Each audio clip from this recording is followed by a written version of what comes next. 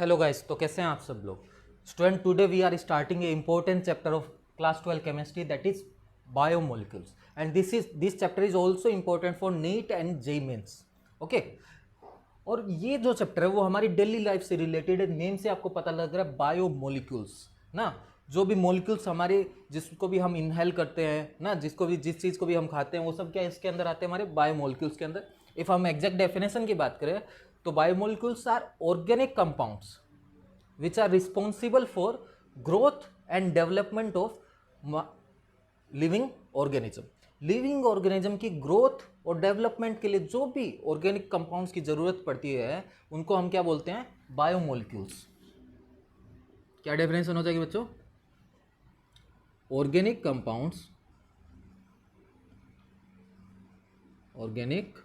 Compounds, which are responsible for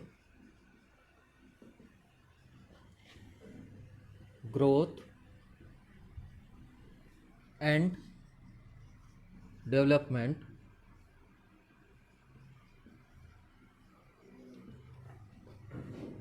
of living organism। Living organism की growth and development के लिए जो भी ऑर्गेनिक कंपाउंड्स रिस्पॉन्सिबल है। ऑर्गेनिक का मतलब यहाँ क्या प्रेजेंट होगा बच्चों? कार्बन प्रेजेंट होगा ना। कार्बन होगा, नाइट्रोजन होगा, ऑक्सीजन भी हो सकता है, नाइट्रोजन भी हो सकता है, या जो भी इसेंशियल एलिमेंट ज़रूरत होगी ना लिविंग ऑर्गेनिज्म के लिए, वो यहाँ में प्रेजेंट होंगे। तो बात करते हैं बायोमोलिक्यूल्स की। कौन कौन से बायोमोलिक्यूल्स होते हैं ना? आपने सुना होगा carbohydrate, lipids, amino acids, enzymes, vitamins ना, एक्सेट्रा, फैट ना, प्रोटीन, ये सब हमारे क्या है, बायोमोलिक्यूल्स है। ये हम सबको ज़रूरत होती है अपनी मतलब लिविंग ऑर्गेनिज्म की ग्रोथ एंड डेवलपमेंट के लिए। ठीक है, तो आज का हमारा टॉपिक है कार्बोहाइड्रेट। जैसे जैसे नाम से पता लग रहा है, कार्बो मतलब कार्बन और हाइड्रेट का मतलब वाटर। स्टार्टिंग में हम लोग कार्बोहाइड्रेट को मानते थे, these are the hydrates of water. हम क्या मानते थे स्टार्टिंग में कि जो कार्बोहाइड्रेट है वो हाइड्रेट ऑफ वाटर है, मतलब उसके अंदर कार्बन के अंदर वाटर अटैच है। तो इनका जनरल फॉर्मूला हुआ करता था CxH2O whole Y, means X carbon atom है जिसमें Y molecules of water attach है, तो इसको हम बोलते थे carbohydrate. For example, if we take X equal to Y equal to 6, if हम x एंड y को कितना पुट कर दें, 6 पुट कर दें, तो फॉर्मूला क्या हो जाएगा, C6 टू द 12 H12O6। ये किसका फॉर्मूला है बच्चों? ये ग्लूकोज का फॉर्मूला है। ठीक है, और क्या कर सकते हैं, if x equal to 12 y equal to 11 put कर दे। ठीक है, तो क्या हो जाएगा, C12, 11 इंटू 2 22, H22O11। ये किसका फॉर्मूला है? ये हमारी कॉमन शुगर का फॉर्मूला है जो हम खाते हैं, और उसका नेम क्या है वैसे, सुक्रोज। ठीक है, क्या नाम है, सुक्रोज। तो आपको पता चला कि स्टार्टिंग में हम लोग कार्बोहाइड्रेट की डेफिनेशन बोले थे हाइड्रेट्स ऑफ वाटर, बट धीरे धीरे जैसे जैसे और कार्बोहाइड्रेट की डिस्कवरी हुई, ये डेफिनेशन हमने चेंज कर दी, क्योंकि इसकी बहुत सारी लिमिटेशन थी। तो हम लिमिटेशन देख लेते हैं और फिर आजकल जो हम डेफिनेशन यूज कर रहे हैं वो डिस्कस कर लेते हैं। हाँ, तो बच्चों देखो, बहुत सारे ऐसे कंपाउंड्स भी हैं जो इस फॉर्मूले को फॉलो करते हैं। किस फॉर्मूले को? CxH2O Y को फॉलो करते हैं, बट वो कार्बोहाइड्रेट नहीं है। एग्जाम्पल के लिए हमारे पास है फॉर्मेल्डिहाइड। तो फॉर्मेल्डिहाइड का फॉर्मूला क्या है बच्चों? फॉर्मेल्डिहाइड है HCHO। इसको हम कैसे लिख सकते हैं, C2HO। इसको हम ऐसे लिख सकते हैं C1H2O1। x equal to y equal to 1 है ना। बट फॉर्मेल्डिहाइड तो हमारा कार्बोहाइड्रेट नहीं है। ये हमारा कार्बोहाइड्रेट नहीं है। और एग्जाम्पल है एसिटिक एसिड। एसिटिक एसिड का फॉर्मूला क्या होता है? CH3COH, इफ कार्बन काउंट करें तो 2 हाइड्रोजन 4 O2। इसको हम कैसे लिख सकते हैं? C2H2O होल ट्वाइस, यहाँ x equal to 2 y equal to 2 है। ये भी हाइड्रेट्स ऑफ वाटर की तरह हम इसको लिख पा रहे हैं, बट ये भी हमारा कार्बोहाइड्रेट नहीं है, ठीक है।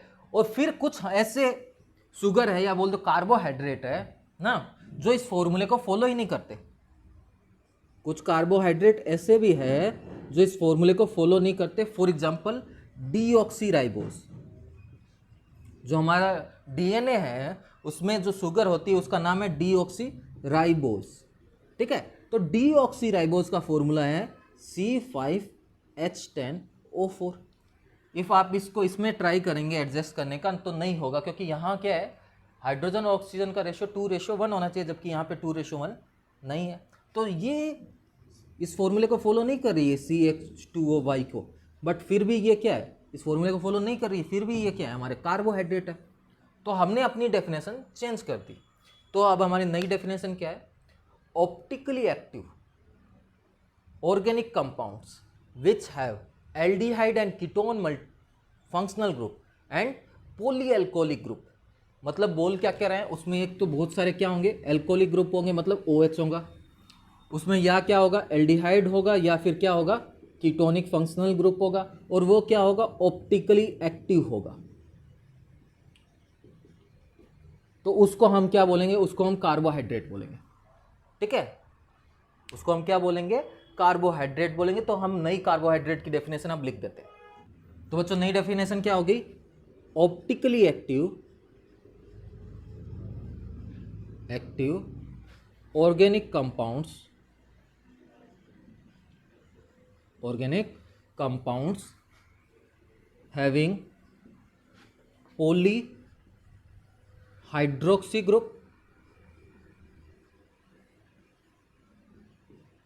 या एल्कोलिक ग्रुप बोल सकते हैं आपको इसको, polyhydroxy group and functional group. Main functional group क्या होगा उनका? एल्डिहाइड और कीटोन,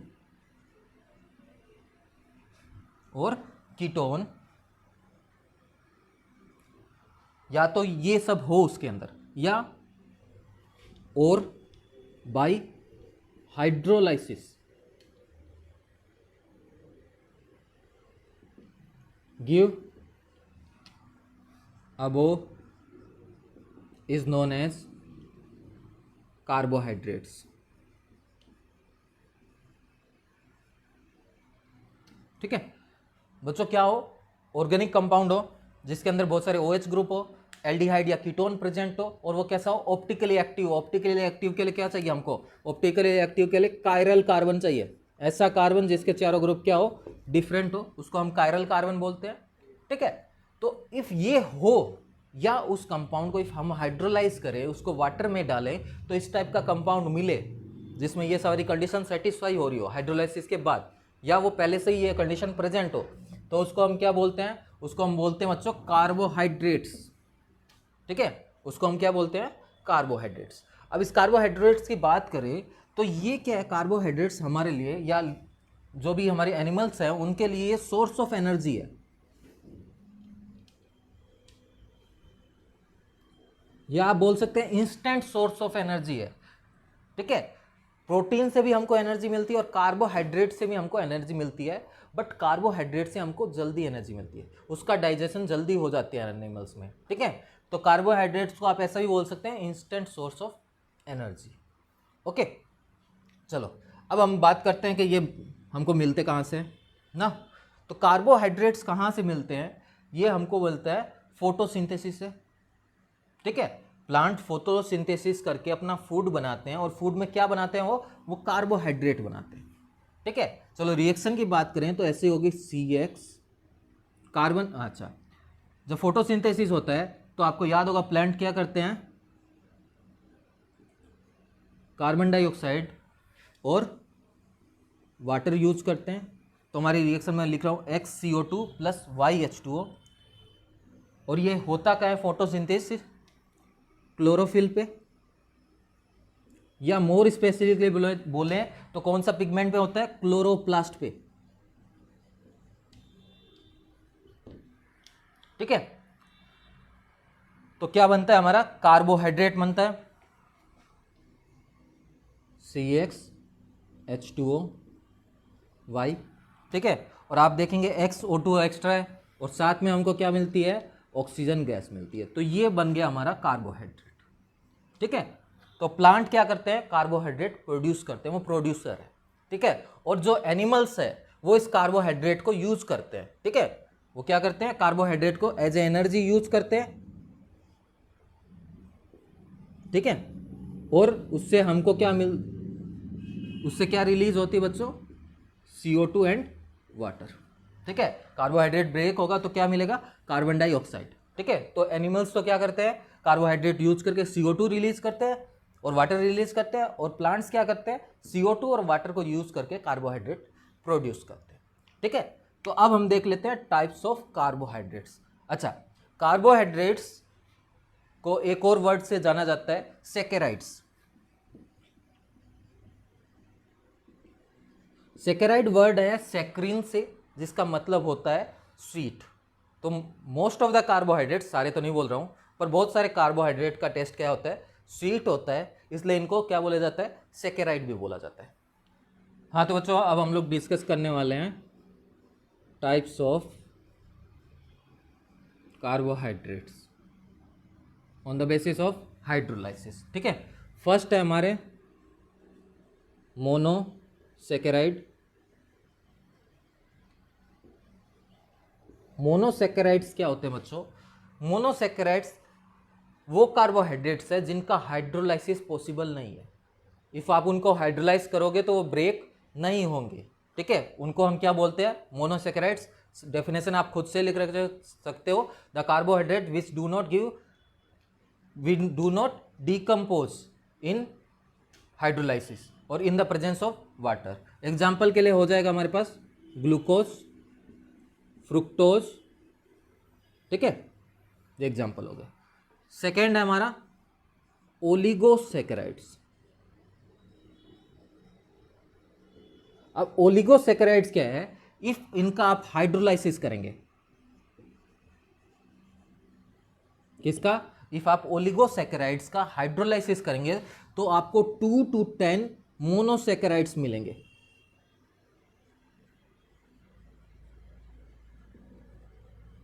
ठीक है, 2 to 10 क्या मिलेंगे, मोनोसैकेराइड्स मिलेंगे। For example sucrose. ठीक है, तो आपको पता है सुक्रोज का फॉर्मूला C12H22O11 होता है। इफ आप इसका हाइड्रोलाइसिस करेंगे तो आपको पता है हाइड्रोलाइसिस से क्या मिलता है, ग्लूकोज एंड फ्रुक्टोज मिलता है।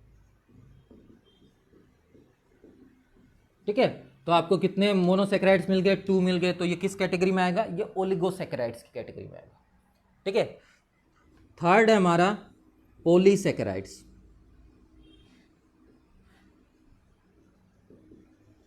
ठीक है, अब नाम से ही पता लग रहा है, पोली मतलब बहुत सारे। इफ इनका आप हाइड्रोलाइसिस करोगे तो बहुत लार्ज नंबर में आपको क्या मिलेंगे, सैकेराइड्स मिलेंगे, बोल दीजिए मोर देन 10 मिलेंगे। ठीक है, हो सकता है 100 मिले, हो सकता है 150 मिले, हो सकता है 200 मिले। ठीक है, तो बहुत सारे क्या मिलेंगे, मोनोसैकेराइड्स मिलेंगे इनका हाइड्रोलाइसिस करने पे। एग्जाम्पल के अलावा आप याद कर सकते हैं स्टार्च। ठीक है, तो आपको पता होगा स्टार्च का जो मोनोमर है वो क्या है, अल्फा ग्लूकोज है। ठीक है, तो इफ आप स्टार्च का हाइड्रोलाइसिस करेंगे तो आपको बहुत सारे क्या मिलेंगे, अल्फा ग्लूकोज मिलेंगे।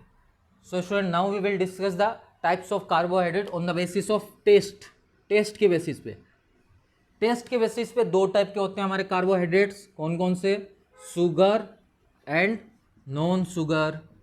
ठीक है, शुगर वो जिनका टेस्ट स्वीट होता है, नॉन शुगर जिनका टेस्ट स्वीट नहीं होता है। जनरली हमारे जो मोनोसैकेराइड्स है और ओलिगोसैकेराइड्स है, ये दोनों टेस्ट में स्वीट होते हैं। मोनोसैकेराइड डाइसैकेराइड्स क्या होते हैं, टेस्ट में स्वीट होते हैं, और उसके बाद वाले स्वीट नहीं होते, इसलिए वो किस कैटेगरी में आएंगे, नॉन शुगर की कैटेगरी में आएंगे। ठीक है, सेकंड, और किसके बेसिस पे क्लासिफाई कर सकते हैं हम, उनके नेचर के बेसिस पे। ठीक है। तो नेचर के बेसिस पे भी हमारे जो कार्बोहाइड्रेट्स है वो दो टाइप के होते हैं, कौन कौन से, रिड्यूसिंग एंड नॉन रिड्यूसिंग।